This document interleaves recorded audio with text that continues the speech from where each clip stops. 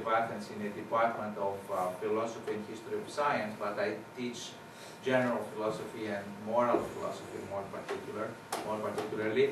And I'm involved in the teaching of philosophy in high schools in Greece because I was one of the authors of the high school textbook that we use in Greece in the second class of Lyceon, which is 2 years before graduating from high school for 16-year-old kids. But independently, I'm also interested in how to teach philosophy through cinema. And this is how this presentation connects to teaching philosophy in general. And what I'm going to say may help you use films, not only Woody Allen and this particular film, but also get ideas for other films. I'll mention some. And what I'm going to say is that although we have a limited amount of time today and the other days, I'll be available to you. I'm going to be here for the whole week. So if some of you want to talk more and have questions, you can reach me and we can make an appointment and have some more conversation. And I can also give you my email address and you can reach me for bibliography, ideas, instruction, whatever. Okay? So don't be shy. Feel free to continue this collaboration and communication. And I'm going to say various things. If I go fast, or if I use words and expressions and names that are totally unfamiliar or difficult to understand or mysterious or whatever, stop me, protest, and say, boo. I suppose you encourage them to protest if something is incomprehensible. Is that correct? You have to be able to repeat what Stelios say, and if you don't understand, someone had to help you to clarify. Clarify. Just don't say, please clarify about what you just said. Slow down. Repeat. I have this problem, and sometimes I forget and I go fast. Or also another mistake I make is I open parentheses. And when I forget to close, I say, I remember something, a joke or something I start, and then I forget to close that, and so you lose the thread. Okay, so please correct me.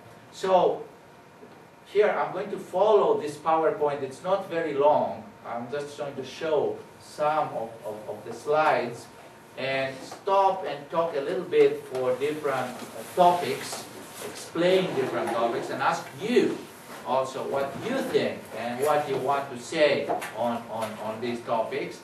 And then, I mean, our aim would be just talk about these general things for about an hour, less than an hour, and then get into the particular film and see how we can use this particular film and see what the philosophical problem or problems that come out of the film are, so that you can use them later on when you teach.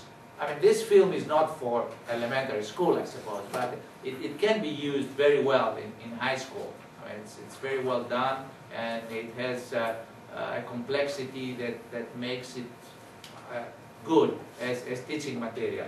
And there is bibliography already. I have some bibliography later, and I have more that I can give you, and you can look up. And I put this PowerPoint on fronter too, so you can have it. You don't have to write. You don't have to write down what it is. Yes, please. What is the bibliography? Bibliography is names of books and articles that you may look up later and read more. For instance, here I have a copy which I may leave with Boo, and you can make copy of 2 articles, at least 2 articles on the film, on the particular film. This is from a book, Woody Allen and Philosophy, and it has articles on different movies, not only this one, but there are at least 2 on this one. Okay? And unfortunately, there isn't one on the more recent films like Match Point, which is also an important film. We can say a few things about Match Point later.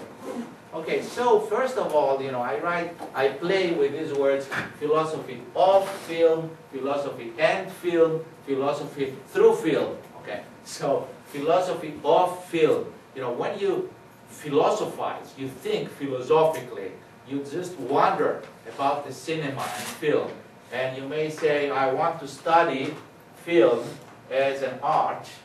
Say what is peculiar about film as an art if you teach film theory, if you are in a cinema school or university department where they teach film. That's one thing you may do. We are not going to be doing this, but I just wanted you to know that this field exists, and you may find it later if you are interested in film independently of philosophy as such. So the study of film as art, its peculiar features. What makes film so peculiar? It's not theater, it's a little like theater, it's like moving images. What do we mean? Why is this important? How does it affect us? Why, when you watch a film, it's much more effective than when you read a novel or when you go to a theater play, which is great and has some advantages, but the film has its own advantages. Okay, so keep that in mind. If you want to talk about any of these topics, we can do that later. That's not my central topic, which is the particular film by Woody Allen and philosophical issues, but we can talk about that. Yes, Marlies? What is peculiar? What does peculiar mean? Be strange, particular, specific. I don't know, do you have any other explanation? Well, peculiar, it's very special. It's very special. What is special about film? Okay. So yeah, if you don't know a word, please ask. Okay. This is a word that will cause trouble, I suppose, since that's why I thought Beata today is more advanced than Wednesday, because on Wednesday I'm going to explain this word. Okay. Well, ontology, this comes from a Greek word, on, which means being, the kind of being, the nature of film. What is film? Film is celluloid, film is a picture which moves.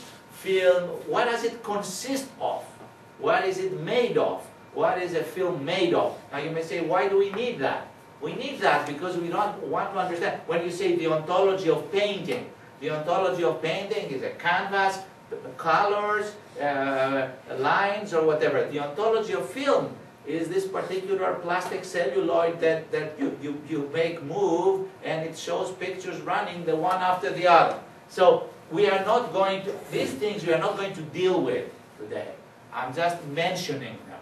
And later, if you want, we can discuss them, but not this. If this were a cinema department, a cinema department, we would be talking about this. But I wanted to get them out of there.